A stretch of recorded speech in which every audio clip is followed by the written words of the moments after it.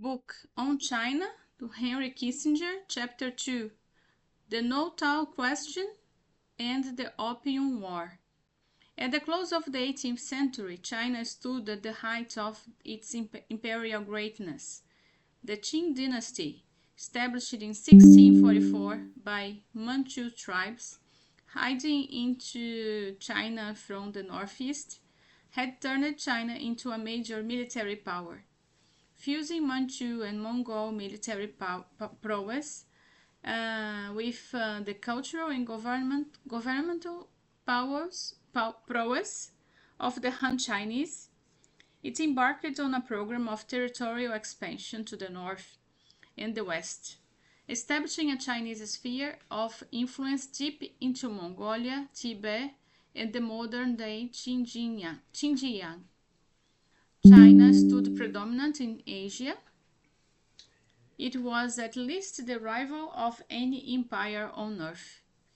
Yet the high point of the Qing dynasty also turned into the turning point of its destiny. For China's wealth and expense attracted the attention of the Western Empire, and trading companies operating far outside the bounds of the conceptual apparatus of the traditional Chinese world order. For the first time in its history, China faced barbarians who no longer sought to displace the Chinese dynasty and claim the mandate of heaven for themselves. Instead, they proposed to replace the Sinocentric system with an entirely new vision of world order, with free trade rather than tribute, resident embassies in the Chinese capital, and a system of diplomatic exchange that did not refer to non-Chinese heads of state as honorable barbarians, pledging fealty to their emperor in Beijing.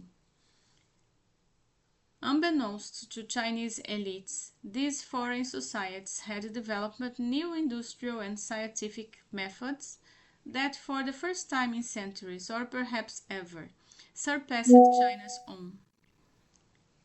Steam power, railways, and new methods of manufacturing and capital formation enabled enormous advances in productivity in the West. Imbued with a conquering impulse that propelled them into China's traditional sphere of dominance, the Western powers considered Chinese claims of universal overlordship over Europe and Asia risible. They were determined to impose on China their own standards of international conduct, by force if necessary.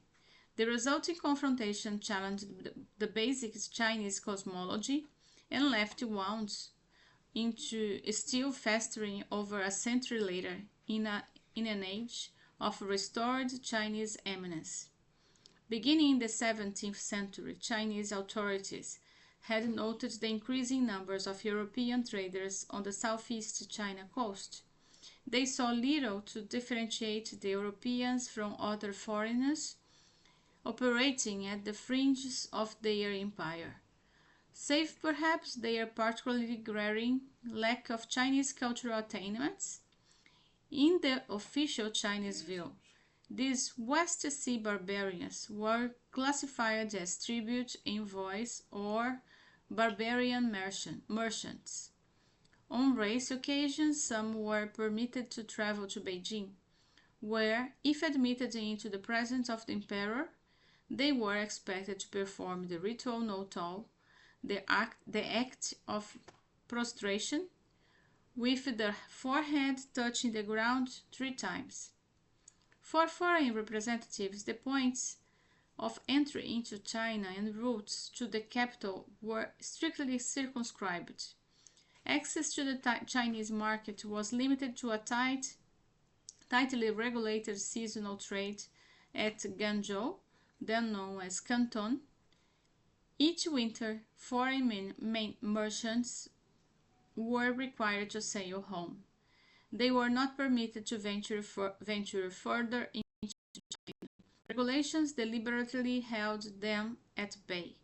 It was unlawful to teach the Chinese language to these barbarians or to sell them books of Chinese history or culture. Their communications were to take place through specially licensed local merchants.